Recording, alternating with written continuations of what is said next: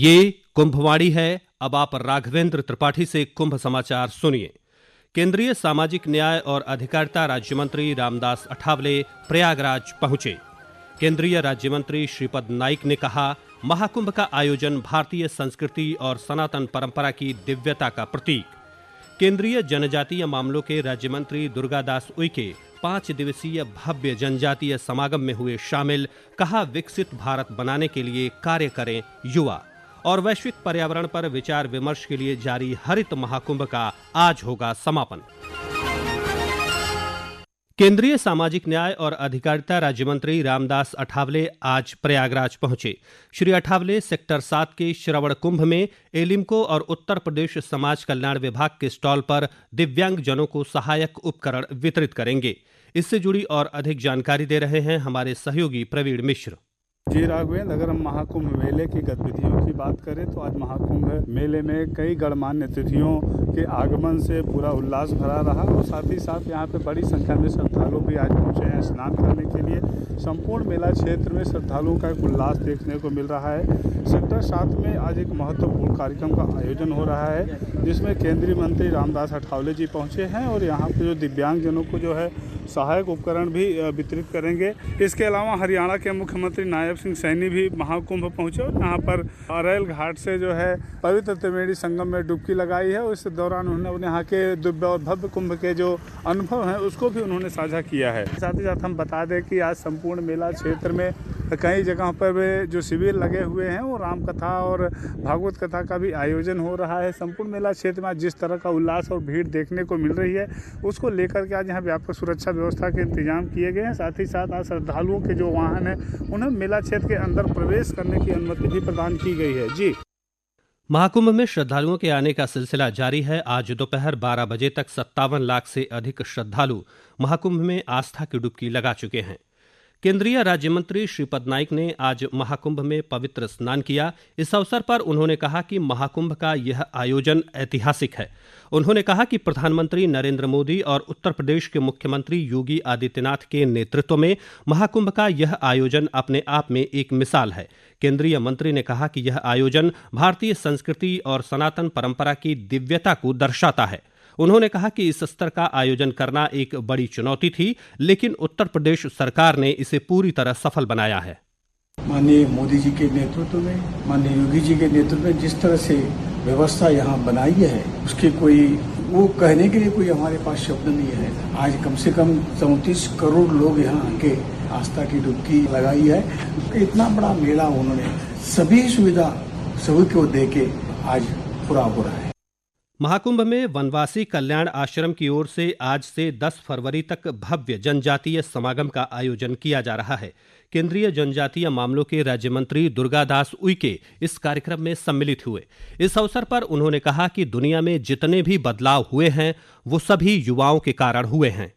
बिरसा मुंडा की 150वीं जयंती के उपलक्ष्य में वर्ष 2025 को जनजातीय गौरव वर्ष घोषित किया गया है। इसी के तहत 5 दिनों तक चलने वाले जनजातीय सांस्कृतिक समागम का आयोजन किया गया है। इस अवसर पर लोगों को संबोधित करते हुए केंद्रीय राज्य जनजाति मंत्री दुर्गादास उइके ने कहा कि दुनिया में जितने भी बदलाव हुए हैं वह युवाओं के कारण हुए हैं। उन्होंने युवाओं से अनुरोध किया कि विकसित भारत बनाने की दिशा में काम करें। सामाजिक समरसता और राष्ट्र की एकता अखंडता के लिए हमको सामूहिक रूप से अपने राष्ट्र को विकसित राष्ट्र बनाने की दिशा में हमको सामूहिक रूप से प्रयत्न करने की आवश्यकता है। इस कार्यक्रम के दौरान सभी जनजातीय युवाओं ने जनजातीय संस्कृति और परंपराओं को संरक्षित करने का संकल्प लिया। इस कार्यक्रम में अलग अलग प्रदेशों के 25 युवाओं को सम्मानित किया जाएगा जो जनजातीय समाज के लोगों के लिए उत्कृष्ट कार्य कर रहे हैं। इस जनजातीय सांस्कृतिक समागम के दौरान देश भर के 120 सांस्कृतिक नृत्य दल अपनी प्रस्तुति देंगे। दीपेंद्र कुमार, आकाशवाणी समाचार, प्रयागराज। मणिपुर के मुख्यमंत्री एन बीरेन सिंह भी आज महाकुंभ नगर पहुंचे। उन्होंने अपने आगमन का एक वीडियो सोशल मीडिया पर साझा करते हुए इस दिव्य आयोजन को ऐतिहासिक और दुर्लभ आध्यात्मिक अवसर बताया। मुख्यमंत्री ने कहा कि महाकुंभ केवल एक मेला नहीं बल्कि भारतीय संस्कृति और आस्था का महान संगम है। उन्होंने कहा कि महाकुंभ की दिव्यता और आध्यात्मिक ऊर्जा पूरे देश को जोड़ने का कार्य करती है। वैश्विक पर्यावरण को लेकर शिक्षा संस्कृति उत्थान न्यास की ओर से केंद्रीय संस्कृत विश्वविद्यालय के संयुक्त तत्वावधान में हरित महाकुंभ का आयोजन किया जा रहा है। 2 दिवसीय हरित महाकुंभ का आज समापन होगा।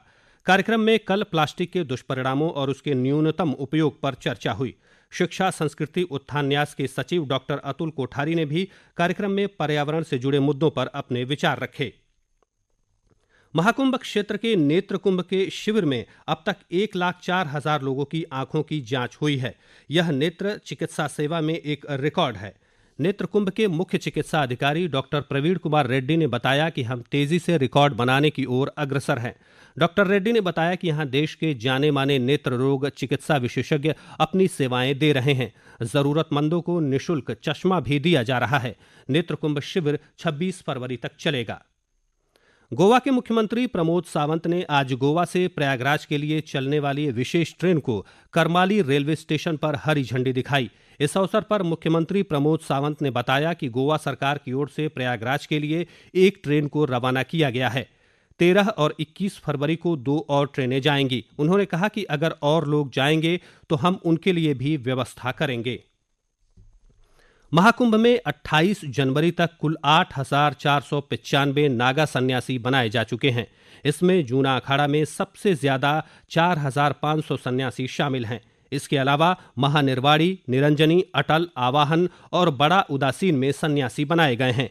संन्यास लेने वालों में उत्तर प्रदेश, मध्य प्रदेश, पश्चिम बंगाल, छत्तीसगढ़ और बिहार की महिलाएं और पुरुष शामिल हैं। महाकुंभ क्षेत्र में आज से संस्कृति का महाकुंभ होगा, जिसमें देश की विविध संस्कृतियों का संगम होगा। संस्कृति विभाग ने गंगा पांडाल पर चल रहे मुख्य आयोजन के लिए तैयारी पूरी कर ली है। इस कार्यक्रम में 4 दिनों तक देश के नामचीन कलाकार प्रस्तुतियां देंगे। महाकुंभ में अगले 4 दिनों के दौरान देश के प्रख्यात कलाकारों के कार्यक्रम आयोजित किए जाएंगे। 7 फरवरी को डोना गांगुली नृत्य, योगेश गंधर्व और आभा गंधर्व सूफी गायन तथा डॉक्टर देवकी नंदन शर्मा रासलीला प्रस्तुति देंगे। 8 फरवरी को गायक कविता कृष्णमूर्ति, नृत्यांगना प्रीति पटेल, सरोदवादक नरेंद्र नाथ प्रस्तुति देंगे। 9 फरवरी को हिंदुस्तानी शास्त्रीय संगीतकार पद्मश्री मधुप मुदगल और 10 फरवरी को गायक हरिहरन अपनी प्रस्तुति देंगे। 12 फरवरी को माघ पूर्णिमा स्नान है, इसलिए 11 से 13 फरवरी तक सांस्कृतिक कार्यक्रम स्थगित रहेंगे। कुंभवाणी के लिए सरफिरोजी। महाकुंभ में केंद्र सरकार के विभिन्न मंत्रालयों ने श्रद्धालुओं के ज्ञानवर्धन के लिए विशेष व्यवस्था की है।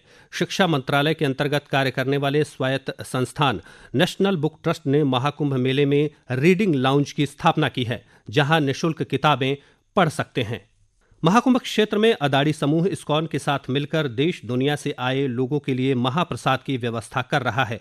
अदानी और इस्कॉन की तरफ से महाप्रसाद का वितरण 13 जनवरी से जारी है। अब तक लगभग 28 लाख लोगों ने महाप्रसाद ग्रहण किया है। महाकुंभ क्षेत्र में मौजूद 40 से ज्यादा केंद्रों पर महाप्रसाद का वितरण किया जा रहा है।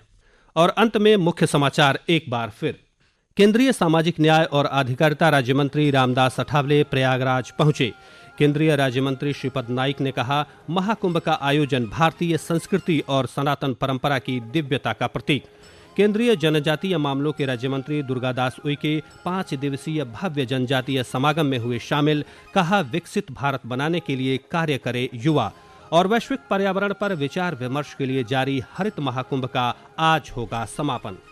ये बुलेटिन हमारे YouTube channel news on AIR official पर भी उपलब्ध हैं। कुंभ समाचार का अगला बुलेटिन आप कुंभवाणी चैनल FM 103.5 मेगाहर्ट्ज पर आज रात 8:30 पर सुन सकते हैं।